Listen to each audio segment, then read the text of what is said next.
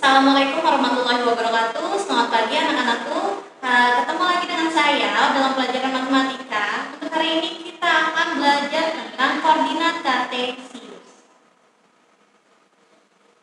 Nah, baik, kompetensi dasarnya di sini saya akan menjelaskan suatu kedudukan titik dalam bidang koordinat kartesius yang dihubungkan dengan masalah kontekstual.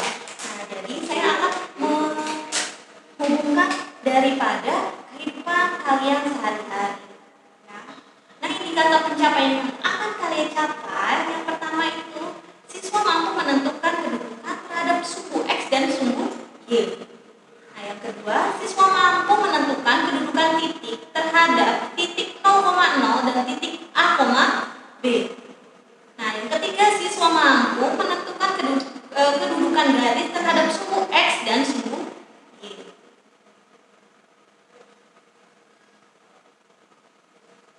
Selanjutnya, tujuan dari pembelajaran hari ini,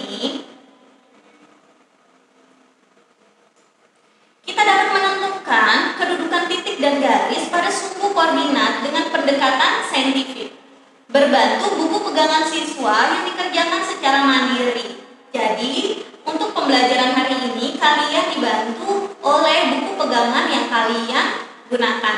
Ya. Nah, untuk materi kali ini, apa sih manfaat dari sistem koordinat? Nah, jika kalian lihat di sini ada dua gambar yang saya sajikan di sini. Keduanya merupakan peta atau denah, ya. Nah, di sini manfaatnya yang pertama, kalian bisa mengetahui cara membaca denah suatu lokasi. Yang kedua, kalian dapat membaca peta serta mengetahui garis lintang dan garis bujur. Sedangkan yang ketiga, kalian dapat membantu seorang arsitek dalam merancang denah rumah atau gedung. Nah, di sini saya membuat peta konsep yang akan kalian pelajari dalam koordinat kartesius. Ada tiga. Yang pertama, kedudukan titik terhadap sumbu X dan sumbu Y. Yang kedua, kedudukan titik terhadap titik asal 0,0 dan titik A, B. Dan yang ketiga, kedudukan garis pada sumbu X dan sumbu Y. Nah, di sini saya punya suatu ilustrasi. Nah, ada seorang laki-laki bernama Arya. Nah, dia itu adalah seorang polisi lalu lintas. Pekerjaannya sangat menyenangkan. Ia mengawasi keadaan lalu lintas pada tiap wilayah pada hari Selasa. Nah, ia bertugas di wilayah Ariel Town. Oke, di sini saya sudah membuat peta dari wilayah Ariel Town-nya. Perhatikan peta wilayah Ariel Town di samping. Jika posisi Arya berada di rumahnya, nah di sini rumah Arya ada di bagian bawah. Ya, di sini kalian bisa lihat, ini ada rumah Arya. Bantulah Arya menghitung jarak dari rumahnya menuju Bank BCA. Jika dia melalui yang pertama ada SD Negeri 2, nih SD Negeri 2 ada di sebelah kanan, di bagian timur ya, di sebelah timur. Nah, yang kedua, apabila melewati kampusku. Nah, bagaimana sekarang kita hitung jaraknya apabila melewati SD Negeri 2. Area dari rumahnya menuju SD Negeri 2 itu berjarak 2000 meter. Sedangkan menuju Bank BCA kita harus melewati balai desa terlebih dahulu, ya. Kita ke atas ke arah utara, ya, sejauh 3000 meter kita akan bertemu balai desa.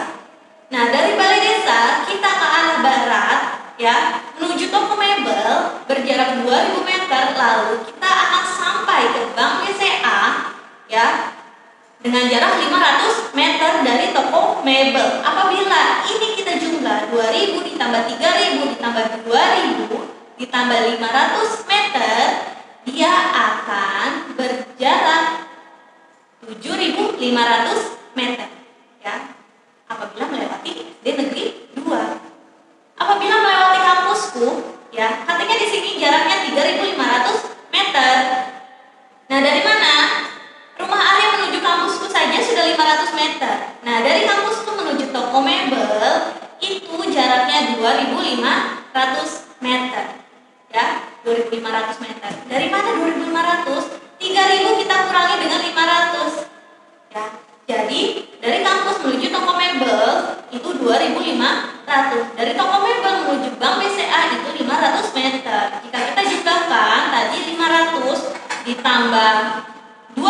500 itu 3000 ditambah 500 lagi jadi 3500. Bagaimana anak-anak? Mudah bukan untuk pelajaran kali ini? Kalian hanya menghitung jarak di mana jaraknya sudah kalian ketahui, ya. Kalian hanya perlu mengetahui di mana arah timur, utara, barat, dan selatan seperti ini, ya. Garis lurus. Yang selanjutnya, saya memiliki garis koordinat di sini. Ayo kita amati garis koordinat yang ada di sebelah kanan ini. Istilah titik-titik di bawah ini berdasarkan gambar. Nah, yang pertama, sumbu mendatar disebut dengan sumbu mendatar itu ini ya. Ini mendatar. Ini sumbu apa, Nak? Nah, kalian bisa lihat di sini. Ada tulisannya sumbu X, betul. Nah, atau sumbu X ini disebut juga dengan sumbu apa? Ya. Nah, yang kedua, sumbu yang tegak yang ini kalian bisa langsung jawab pasti. Ini sumbu apa? Nah, sumbu yang tegak tersebut juga itu juga disebut dengan sumbu apa? Nah, yang ketiga, sumbu X dan Y yang berbentuk bidang itu disebut dengan, nah, di sini kita bahas tadi, sumbu mendatar disebut dengan sumbu X atau disebut juga dengan absi. Ingat, sumbu X ini yang mendatar disebut dengan absi. Sedangkan sumbu yang tegak disebut dengan sumbu Y, ya. Nah, atau sumbu ini juga disebut dengan sumbu ordinal. Nah, yang ketiga, sumbu X dan Y yang membentuk suatu bidang. Bidang itu titik-titik ini ya. Apabila kita sambungkan, dia akan membentuk suatu bidang. Nah, sumbu X dan Y yang membentuk bidang disebut dengan koordinat kartesius. Nah, ini yang akan kita pelajari hari ini. Ini adalah koordinat kartesius.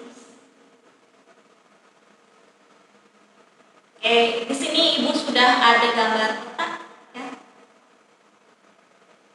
Perhatikan peta di samping. Dari gambar peta di samping diperoleh sumbu tegak dan sumbu datar. Sumbu tegak, ya. Tadi sumbu tegak apa? Y, dan sumbu datar X, ya. Sumbu datar X, sumbu tegaknya adalah Y. Jangan dilupakan ya, Nak. Nah, mari sekarang kita menalar. Dari gambar peta di samping kota Nabire. Nah, nih Nabire yang ada adiknya di sini ya. Adiknya di tengah, pas sekali di tengah. Terletak di 7,41/2. Kita lihat, benar nggak 7, Nabire. Nah, nih Nabire kalau kita lihat, nah di sini ya. Nah, angka 7-nya itu dari garis mendatarnya si X. Sedangkan 4,5 dari mana? Dari sini. Ya. Karena dia berada tepat garisnya di tengah-tengah antara angka 4 dengan angka 5. Nah, di sini 4,5-nya adalah sumbu Y, sedangkan 7-nya adalah sumbu X. Kita lihat di sini. Nah, mari kita simpulkan sekarang. Jadi penulisan letak berdasarkan koordinat kartesius adalah X, Y. Tidak boleh dibalik. Y, X tidak. Harus X, Y. Selanjutnya, sumbu koordinat membagi bidang datar atas 4 kuadran. Bisa kita lihat. Di sini ada garis koordinat kartesius ya. 4 bidang datar itu ada kuadran 1 ya, dan sebelah kanan atas. Ada kuadran 2 di sebelah kiri atas. Ada kuadran 3 di sebelah kiri bawah. Dan ada kuadran 4 di sebelah kanan bawah. Nah, apa bedanya? Untuk kuadran 1 yang membedakan adalah nilai X-nya dan nilai Y-nya itu sama-sama positif. Kita lihatnya di sini. Nah, areanya di sini. Di sini, hanya di sini. Itu kuadran 1. Sedangkan kuadran 2 nilai X-nya negatif. Kita lihat sumbu yang mendatar ini. Dia negatif semua. Ya, mulai dari 0 sampai minus 8. Itu X-nya. Sedangkan Y-nya adalah mulai dari 0 sampai 8 yang atas sumbu tegak. Itu kuadran 2. Negatif dengan positif. Negatifnya adalah nilai nilai Y. Nah, kuadran 3, nilai X-nya negatif, nilai Y-nya negatif juga. Ya, itu bedanya. Tadi kebalikan daripada kuadran 1. Sedangkan kuadran 4 kebalikan dari kuadran 2. Kalau kuadran 2 nilai X-nya yang negatif, kalau kuadran 4 nilai Y-nya yang negatif, sedangkan X-nya positif. Oke, baik. Untuk pertemuan kali ini cukup. Bagaimana? Cukup mudah bukan ya anak-anak? Bisa dipahami insya Allah. Terima kasih yang telah menyimak PowerPoint dari saya. Untuk kali ini Ibu ucapkan terima kasih banyak bagi anak-anak yang sudah masuk ke dalam kelas dengan tertib dan menyimak video ini dengan baik. Setelah ini kita akan belajar menyelesaikan suatu permasalahan ya yang telah Ibu berikan tugas kalian kepada para muslim atau muslimannya. Untuk hari ini tetap semangat ya, jangan malas untuk belajar dan jangan pernah untuk tidak ingin tahu akan suatu hal, teruslah ingin tahu akan suatu permasalahan supaya kita bisa memecahkannya ya, agar kita bisa menyelesaikan tugas-tugas dengan baik. Tetap stay ya di asrama, kita patuhi perintah, gunakan masker, jangan lupa jaga kesehatan kalian ya, karena kesehatan kalian itu penting, karena kalau misalkan tidak sehat kalian tidak bisa belajar. Oke, untuk kali ini cukup sekian, Ibu akhiri. Wabillahi taufiq walhidayah.